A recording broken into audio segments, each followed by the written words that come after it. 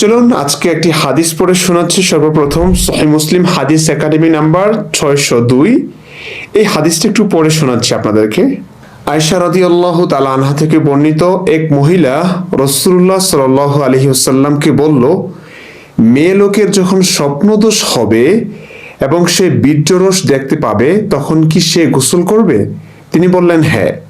এরপর আয়েশা রাদিয়াল্লাহু তাআলা আনহা মহিলাটিকে বললেন, তোমার উভয় হাত ধুলিময় হোক এবং তাতে অস্ত্রের খোঁচা লাগুক।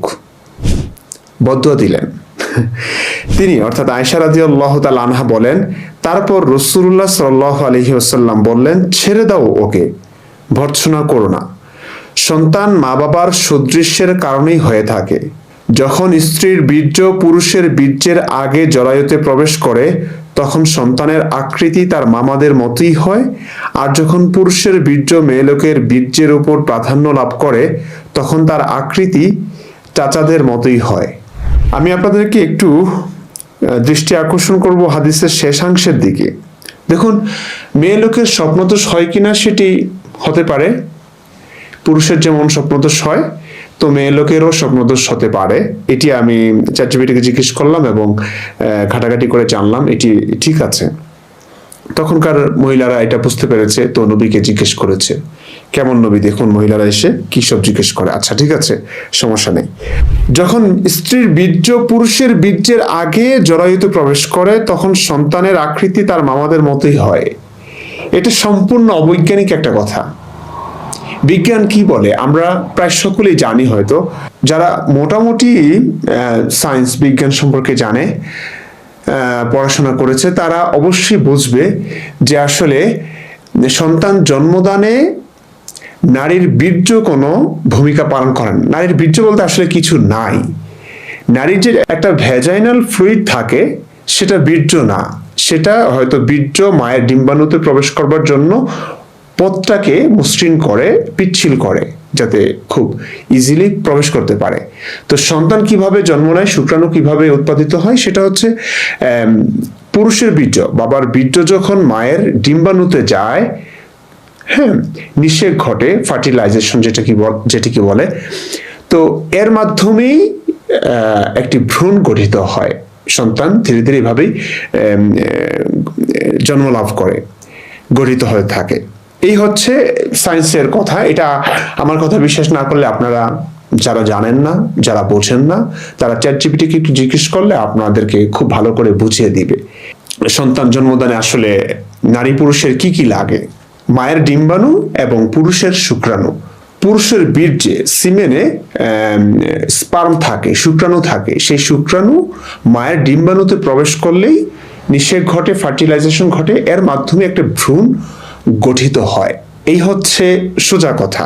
এখন একটু হাদিসটার দিকে আপনি আরেকবার একটু লক্ষ্য করুন। সন্তান মা বাবার সদৃশের কারণেই হয়ে থাকে। যখন স্ত্রীর বীর্য পুরুষের বীর্যের আগে জরায়ুতে প্রবেশ করে তখন সন্তানের আকৃতি তার মামাদের মতোই হয়।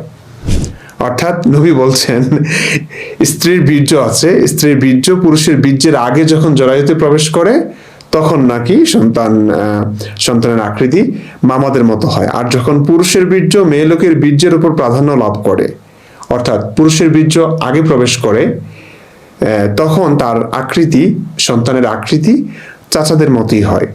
হ্যাঁ, বুঝতেই পারছেন হাদিসটা কতটা অযৌক্তিক, অবৈজ্ঞানিক। ইসলাম যে মিথ্যা, মুহাম্মদ যে সত্যিকার অর্থে নবী নন, বাস একটা হাদিসই যথেষ্ট। তারপর আমি এই বিষয়ে একই প্রসঙ্গ, যেহেতু আমি এটি হচ্ছে সহিহ মুসলিম হাদিস একাডেমি নাম্বার 602, আমি আপনাদেরকে একদম শুরু থেকে, এই অধ্যায়ের শুরু থেকে হাদিসটা দেখাবো। সবগুলো হাদিস পড়ে শোনাবো আসলে কি ঘটেছে। একজন মহিলা এসে নবীকে আসলে স্বপ্নদোষের ব্যাপারে জিজ্ঞেস করবার কারণে নবী কি কি বলেছে আরো গভীরভাবে, স্পষ্টভাবে জানবার জন্য আপনাদের একটু ধৈর্য ধারণ করে শুনতে হবে। 596 নং হাদিসটা আমরা একটু পড়ে শোনাচ্ছি। এখান থেকেই এই অধ্যায়টা শুরু হয়েছে। সহিহ মুসলিম হাদিস একাডেমি 596 নং হাদিস।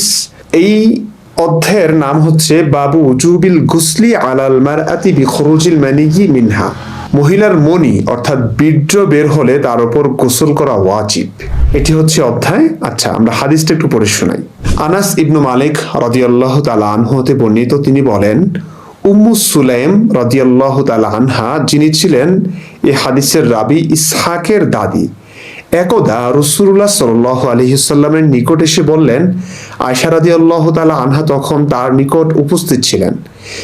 ইয়া রাসূলুল্লাহ, আয়েশা নবীর কাছে ছিলেন এবং একজন মহিলা যিনি উম্মু সুলাইম নাম, ইনি এসে রাসূলুল্লাহ সাল্লাল্লাহু আলাইহি সাল্লামকে জিজ্ঞেস করলেন, ইয়া রাসূলুল্লাহ, পুরুষ যেমন স্বপ্নে দেখে নারীও যদি তা দেখে, এমত অবস্থায় সে কি করবে?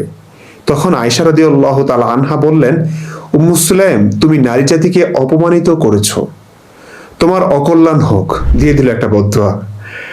তার এ কথা ছিল ভালো উদ্দেশ্যে, ব্রেকেটে লেখা, এটা কিন্তু আলেমরা লিখেছে, হাদিসের অংশ না। দেখুন, একজন নারী এসে একটা প্রশ্ন করতেই পারে, সেই প্রশ্নটা অযৌক্তিক হতে পারে, এই কারণে কি বদদুয়া, তোমার হাত থুলিমে হোক, তুমি নারী জাতিকে অপমান করেছো, তোমার অকল্যাণ হোক, এই কথা বলা যায়? আমার মানবিক দৃষ্টিকোণ বলছে যে যায় না এটা। যা হোক, ব্রেকেটে আবার লিখে দিয়েছি। ইসলামটাকে সভ্য বানাবার চেষ্টা যে আলেমরা করে থাকে সেটা দেখানোর জন্য এইটুকু বৃদ্ধি করলাম। তার এই কথা ছিল ভালো উদ্দেশ্যে। ভালো উদ্দেশ্যে কেমনে হয়? যা হোক, অতঃপর রাসূলুল্লাহ সাল্লাল্লাহু আলাইহি সাল্লাম আয়েশা রাদিয়াল্লাহু তাআলা আনহাকে বললেন, বরং তোমার অকল্যাণ হোক। নবী এদিক দিয়ে ভালোই প্রতিবাদ করেছে আর কি। এরপর উম্মে সুলাইম রাদিয়াল্লাহু তাআলা আনহুর জবাবে বললেন, হ্যাঁ উম্মে সুলাইম, সে গোসল করে ফেলবে যখন ওইরূপ দেখবে। অর্থাৎ কোনো মহিলা যদি রাতে স্বপ্নে কিছু দেখে তাহলে সে গোসল করবে পুরুষের মতো। আচ্ছা, এরপরের হাদিসটা আমরা দেখি। একই হাদিস, একই ঘটনা, একটু ভিন্নভাবে এসেছে। 597 নং হাদিস। আনাস ইবনু মালিক রাদিয়াল্লাহু তাআলা আনহু থেকে বর্ণিত, উম্মু সুলাইম রাদিয়াল্লাহু তাআলা আনহা বলেন, তিনি রাসূলুল্লাহ সাল্লাল্লাহু আলাইহি সাল্লামকে সেই মহিলা সম্পর্কে জিজ্ঞেস করলেন যে ঘুমে পুরুষ যা দেখে তাই দেখতে পায়, অর্থাৎ পুরুষের মতো তারও স্বপ্নদোষ হয়। রাসূলুল্লাহ সাল্লাল্লাহু আলাইহি সাল্লাম বললেন, মেয়ে লোক যখন তেমনই দেখবে তখন সে গোসল করবে। উম্মে সালামা, এখানে উম্মে সালামা বলা হয়েছে, উম্মে সুলাইম উম্মে সালামা নামের একটু ব্যতিক্রম দেখা যাচ্ছে এখানে। উম্মে সালামা রাদিয়াল্লাহু তাআলা আনহা বলেন, এ কথায় আমি লজ্জাবোধ করলাম। তিনি বললেন, এরকমও কি হয়? মহিলা জিজ্ঞেস করলেন, এরকমও কি হয়? রাসূলুল্লাহ সাল্লাল্লাহু আলাইহি সাল্লাম, এখানে হাদিসে একটু অনুবাদে ভুল আছে, আরবিটা আমি দেখলাম, ফাকালা আছে, অর্থাৎ রাসূলুল্লাহ সাল্লাল্লাহু আলাইহি সাল্লাম বললেন, হ্যাঁ, তা না হলে ছেলে মেয়ে তার সদৃশ কেমন করে হয়? পুরুষের বীর্য গাঢ় সাদা আর মহিলাদের বীর্য পাতলা হলুদ। দুয়ের মধ্যে থেকে যার বীর্য উপরে উঠে যায় অথবা আগে চলে যায়, সন্তান তারই সদৃশ হয়। এখানেও একই কথা বললেন, নারীর বীর্য নাকি সন্তান দানে ভূমিকা পালন করে, অথচ নারীর বীর্য বলে কিছু নাই। সন্তান গঠনের পিছনে নারীর বীর্য কোনো ভূমিকাই পালন করে না। নারীর ডিম্বাণু আর পুরুষের স্পার্ম, এর মাধ্যমেই না ফার্টিলাইজেশনের মাধ্যমেই ভ্রূণ গঠিত হয়, সন্তান জন্ম লাভ করে। আচ্ছা, এখানেও একই কথা। এরপরের হাদিসটা আমরা একটু দেখি। আনাস ইবনে মালিক রাদিয়াল্লাহু তাআলা আনহু হতে বর্ণিত, তিনি বলেন, এক মহিলা রাসূলুল্লাহ সাল্লাল্লাহু আলাইহি সাল্লামকে ওই মহিলা সম্পর্কে জিজ্ঞেস করলেন যে পুরুষ লোক ঘুমের মধ্যে যা দেখতে পায় সেও তাই। তখন রাসূলুল্লাহ সাল্লাল্লাহু আলাইহি সাল্লাম বললেন, পুরুষের যা হয় অর্থাৎ স্বপ্নদোষ, মহিলাদেরও এমন হলে সে গোসল করবে। ওকে, এখানে তেমন বিস্তারিত নাই। এরপরের হাদিসটা আমরা দেখি। ঘটনা একই, জাস্ট বিবরণে একটু পার্থক্য। 599 নং হাদিস। উম্মু সালামা রাদিয়াল্লাহু তাআলা আনহা হতে বর্ণিত, উনি নিজেই হাদিসটা বর্ণনা করেছেন। তিনি বলেন, উম্মু সালামা একদা রাসূলুল্লাহ সাল্লাল্লাহু আলাইহি ওয়াসাল্লামের নিকট এসে বললেন, ইয়া রাসূলুল্লাহ, আল্লাহ তাআলা হক কথা বলতে লজ্জাবোধ করেন না, তাই মহিলাদের যখন স্বপ্নদোষ হয় তখন কি তার উপর গোসল করা জরুরি? রাসূলুল্লাহ সাল্লাল্লাহু আলাইহি ওয়াসাল্লাম বললেন, হ্যাঁ, যখন সে বীর্য দেখবে। এ কথা শুনে উম্মু সালামা রাদিয়াল্লাহু তাআলা আনহা বললেন, ইয়া রাসূলুল্লাহ, মহিলাদেরও কি স্বপ্নদোষ হয়? তিনি বললেন, তোমার উভয় হাত ধুলিময় হোক। নবী বলছে, তোমার উভয় হাত ধুলিময় হোক, তাহলে তার সন্তান কেমন করে তার সদৃশ হয়? হাদিসটা বুঝতে পারছেন? নবী এখানে বদদুয়া দিয়ে বললেন, হাই, তাহলে তার সন্তান কেমন করে তার সদৃশ হয়, অর্থাৎ মায়ের মতো সন্তানরা হয়। তো নবী ভেবেছিলেন নারীর বীর্য নারীর ডিম্বাণুতে প্রবেশ করে, অর্থাৎ পুরুষের বীর্য এবং নারীর বীর্য উভয়টাই জরায়ুতে প্রবেশ করে, তারপরেই সন্তান লাভ করে। তো নবীর বক্তব্য হচ্ছে নারীর বীর্য যখন আগে যাবে নারীর জরায়ুতে, পুরুষের বীর্যের আগে প্রাধান্য পাবে আর কি, আগে যাবে, তখনই হচ্ছে এই সন্তানটা নাকি মায়ের মতো হয়।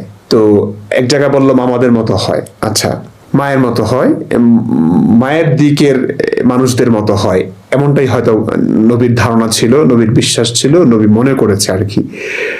তো এখানে বললেন যে দেখুন স্বপ্নদোষের সঙ্গে সম্পর্কটা কি, মহিলাদেরও কি স্বপ্নদোষ হয়? হ্যাঁ, স্বপ্নদোষ হয় বলেই তো, মানে স্বপ্নদোষ হয় তার মানে হচ্ছে, স্বপ্নদোষ হবে না কেন, মহিলাদের স্বপ্নদোষ হয় মানে হচ্ছে মহিলাদের বীর্য বের হয়, আর মহিলাদের বীর্য বের হয় বলেই, মহিলাদের বীর্য যেহেতু সন্তান গঠনে মহিলাদের বীর্য লাগে, আর বীর্য যায় বলেই সন্তান মায়ের মতো চেহারা পায়, সাদৃশ্য পায়, সেই কারণে নবী এই কথাটা বলল। আপনারা হাদিসটা যদি একটু ভালো করে পড়েন তাহলে আপনারা নিজেই বুঝবেন নবী আসলে কোন ধরনের ছিল। এগুলো সব অবৈজ্ঞানিক। তিনি বললেন তোমার উভয় হাত ধুলিময় হোক, তাহলে তার সন্তান কেমন করে তার সদৃশ হয়। এটা কেন বলছিলেন? যখন সে বীর্য দেখবে। একথা শুনে উম্মে সালামা রাদিয়াল্লাহু তাআলা আনহা বললেন, ইয়া রাসূলুল্লাহ, মহিলাদেরও কি স্বপ্নদোষ হয়? তিনি বললেন তোমার উভয় হাত ধুলিময় হোক।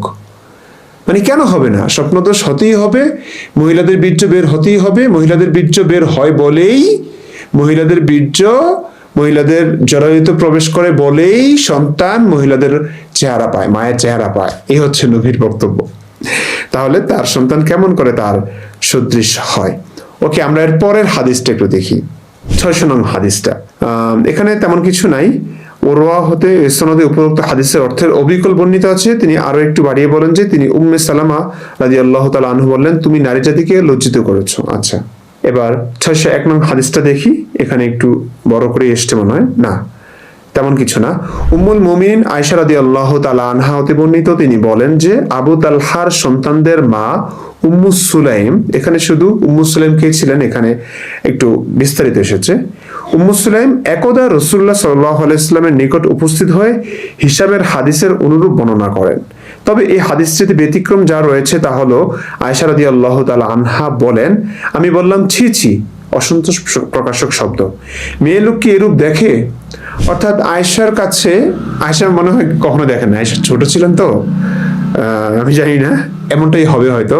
আয়েশার কাছে এটা অবিশ্বাস্য লেগেছে যে মহিলারা কি স্বপ্ন দেখে নাকি, স্বপ্নদোষ তো পুরুষের হয়, মহিলাদের যে স্বপ্নদোষ হয় এটা তার অবিশ্বাস্য লাগছিল, তার হয়তো কখনো হয়নি কিংবা সেই বয়সে তিনি পৌঁছাননি। যা হোক, আমিও জানি না আসলে মহিলাদের স্বপ্নদোষ হয় কিনা, মহিলারা কি বলবেন। আচ্ছা, এরপরের হাদিসটা আমরা দেখি। সহিহ মুসলিম হাদিস একাডেমি 602 নং হাদিসটা, যেটা আমি পরে শুনিয়েছি, এটা একদম স্পষ্ট বোঝা যায় যে নবীর ধ্যান ধারণা বিশ্বাস কি ছিল। আয়েশা রাদিয়াল্লাহু তাআলা আনহা থেকে বর্ণিত, এক মহিলা রাসূলুল্লাহ সাল্লাল্লাহু আলাইহি ওয়াসাল্লামকে বলল, মেয়েকে যখন স্বপ্নদোষ হবে এবং সে বীর্যরস দেখতে পাবে তখন কি সে গোসল করবে? তিনি বললেন হ্যাঁ। এরপর আয়েশা রাদিয়াল্লাহু তাআলা আনহা মহিলাটিকে বললেন, তোমার উভয় হাত ধূলিময় হোক এবং তাতে অস্ত্রের খোঁচা লাগুক।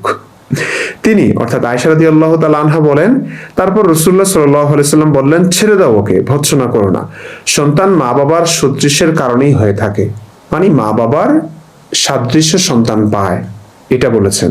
আচ্ছা, সন্তান মা বাবার সদৃশের কারণেই হয়ে থাকে। যখন স্ত্রীর বীর্য পুরুষের বীর্যের আগে জরায়ুতে প্রবেশ করে তখন সন্তানের আকৃতি তার মামাদের মতোই হয়, আর যখন পুরুষের বীর্য মেয়ে লোকের বীর্যের উপর প্রাধান্য লাভ করে তখন তার আকৃতি চাচাদের মতোই হয়। বুঝতে পেরেছেন? আসলেই কি ব্যাপারটা সত্য?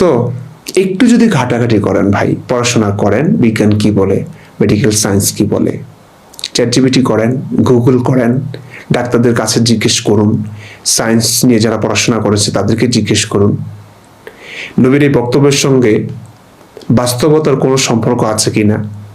নাই। ইসলাম যে ভুল, মোহাম্মদ যে আসলেই মহাবিশ্বের মহাক্ষমতাধর আল্লাহর সর্বজ্ঞানী যিনি, তার পক্ষ থেকে প্রেরিত পুরুষ নন, এটি তো স্পষ্ট। এটি তো স্পষ্ট।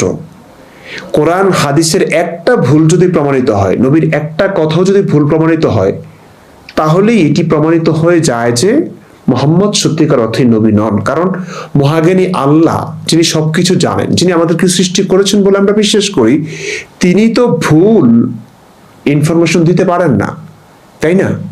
ভিডিওটি আর দীর্ঘ করব না। দর্শে হাদিসের 5 নম্বর ভিডিও এটি। বেশি বেশি প্রচার করুন। আমরা বিশৃঙ্খলা চাই না। ধর্মের জন্য মানুষ মরছে, এই মিথ্যে ধর্মের জন্য।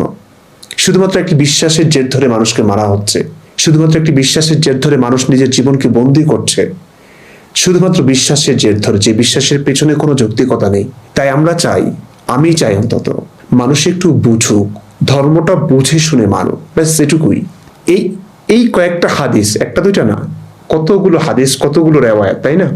একই ঘটনাকে বর্ণনা করেছে কতজন মানুষ, প্রত্যেকটা হাদিস সহিহ। এখন আপনি কি বলবেন? আপনার অনুভূতিটা কি আসলে? ভালো থাকুন, সুস্থ থাকুন। ধন্যবাদ।